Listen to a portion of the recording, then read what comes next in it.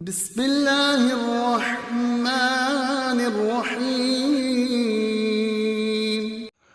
अल्हम्दुलिल्लाहि रब्बिल आलमीन वस्सलातु वस्सलामु अला रसूलिहिल करीम अम्मा बाद। अन उक़बता इब्न आमिर रज़ियल्लाहु तआला अन्हु क़ाल रसूलुल्लाह सल्लल्लाहु अलैहि वसल्लम अहक़्क़ुश्शुरूति अन तूफ़ू बिही मस्तहलल्तुम बिहिल फ़ुरूज औ कमा क़ाल अलैहिस्सलातु वस्सलाम। रवाहु बुखारी व मुस्लिम किताबुन निकाह। उक़बा इब्न आमिर रज़ियल्लाहु तआला अन्हु से रिवायत है कि रसूलुल्लाह सल्लल्लाहु अलैहि वसल्लम ने फरमाया, जिन शर्तों को तुम पूरा करते हो उनमें से वो शर्त पूरी की जाने की सबसे ज़्यादा हक़दार है जिसकी वजह से तुम औरतों की इस्मत के मालिक बनते हो।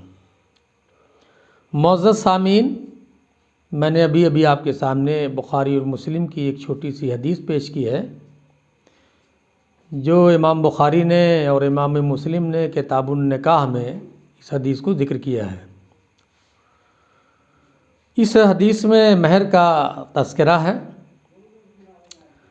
मर्द के लिए औरत से जिस्मानी राब्ता कायम करना उस वक्त हलाल होता है जबकि वो महर की शर्त को मानकर निकाह का इकरार करे। निकाह की दूसरी शर्तों में से इस शर्त को पूरा करने की सख्त ताकीद की गई है और इस पर बहुत ज़ोर दिया गया है। अल्लाह ताला ने इस मामला में बड़ी ताकीद फरमाई है। सूरह निसा आयत नंबर 4 में अल्लाह तबारक ताला का इरशाद है, वातुन निसा सदक़ातिहिन्ना निहला, और तुम उनके महर खुशदिली से अदा करो। अफसोस है कि झूठे वक़ार की खातिर महर की बहुत बड़ी मिक़दार का इंदराज कागज़ में तो हो जाता है लेकिन उस पर अमल दरामद नहीं होता है, बल्कि बसा औक़ात नामुमकिन होता है। दरअसल नज़रिया ये होता है कि किसको देना और किसे लेना है। जो निकाह इस नीयत से किया जाए कि उसका महर अदा नहीं करना, वो इंदल्लाह फ़ासिद है। वो निकाह इंदल्लाह फ़ासिद है। मर्द और औरत रज़ामंदी से महर की जितनी मिक़दार पर मुत्तफ़िक़ हो जाएं उसका अदा करना मर्द पर लाजिम है। नबी सल्लल्लाहु अलैहि वसल्लम ने न तो महर की कोई ख़ास मिक़दार मुतय्यन फरमाई है कि लो ये है उसकी मिक़दार, कोई शख्स औरत से निकाह में लाज़िमन इस कदर महर बांधे, और ना आप सल्लल्लाहु अलैहि वसल्लम ने इसकी हद मुकर्रर फरमाई है कि इसकी ज़्यादा से ज़्यादा मिक़दार ये है लिहाजा तुम इससे ज़्यादा महर ना बांधो, या इसकी कम अज़ कम मिक़दार ये है इसलिए कोई शख्स इससे कम महर मुकर्रर ना करे।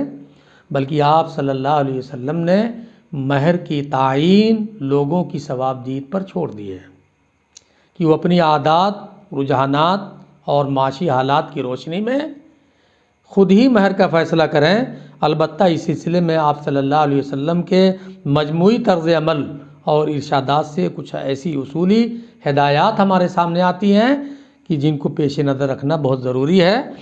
और वो ये है, पहली हिदायत ये है कि महर में माल दिया जाए या ऐसी चीज़ हो जो माल ही की तरह दिलचस्प और महबूब हो। मिसाल के तौर पर ज़ेवर दे दिया जाए या नकद रकम दी जाए या ऐसी कोई और चीज़ जो महबूब और दिलचस्प हो। दूसरी हिदायत यह है कि महर की मिक़दार खुशदिली से मुकर्रर की जाए, उसमें किसी किस्म का दबाव या जबर नहीं होना चाहिए। तीसरी हिदायत यह है कि नुमूदो नुमाइश या बड़ेपन के मुजाहरे के लिए भारी भारी महर न बांधा जाए। और चौथी हिदायत यह है कि महर अदा करने की नीयत से बांधा जाए। ये न होना चाहिए कि साहब हज़ारों लाखों की दस्तावेज़ महर में लिख दो और किसको लेना और किसे देना है, ज़रा ख़ानदानी शराफत का डंका बज जाए, मकसद ये होता है। पाँचवीं हिदायत, मर्द और औरत बाहमी रज़ामंदी से जो चीज़ महर में तय कर दें चाहे उसकी कीमत मामूली हो। महर तय करते वक्त छठी हिदायत यह है कि महर तय करते वक्त इस बात का ख़ास तौर पर ख्याल रहे कि वो शौहर की माशी हैसियत से ज़्यादा ना हो, वो उसे आसानी से अदा कर सके। और 7वीं हिदायत यह है कि महर औरत की मिल्कियत है।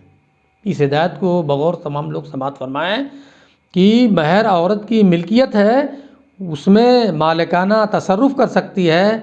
शौहर दबाव डालकर या धमकी देकर न तो उससे छीन सकता है और न बीवी की इजाज़त और रज़ामंदी के बगैर उसमें किसी किस्म का तसर्रुफ़ कर सकता है।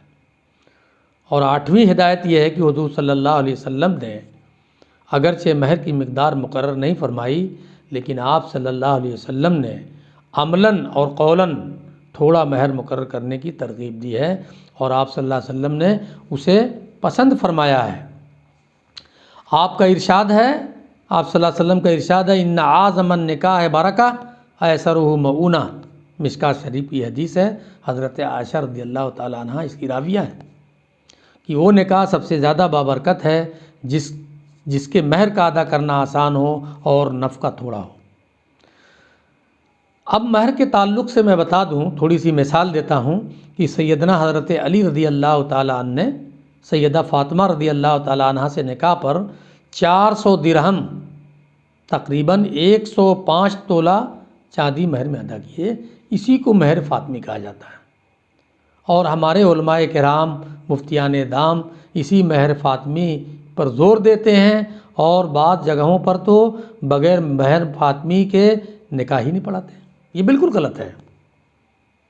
मशहूर ताबी और अहले मदीना के सरदार हज़रत सईद बिन मुसैब रहमतुल्लाह अलैह को देखिए कि उन्होंने अपनी साहबजादी का निकाह 2 दिरहम पे कर दिया। उनके इस अमल पर किसी ने नुक्ताचीनी नहीं की, बल्कि उस दौर के उलमा और दीनदार लोगों ने उनके इस रवैये पर उनको खिराज तहसीन पेश किया। हज़रत अब्दुर्रहमान इब्न औफ रज़ियल्लाहु ताला अन्हु ने एक औरत से 5 दिरहम पर शादी की।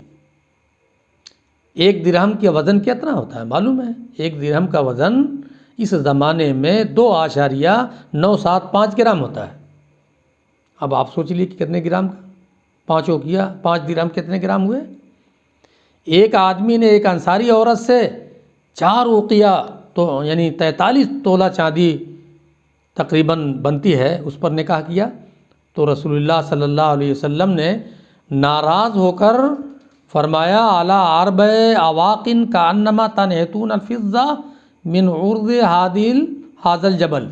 ये हदीस मुस्लिम शरीफ में है कि तुमने 4 उकिया पर निकाह किया, गोया कि तुम उस पहाड़ के दामन से चांदी निकाल रहे हो।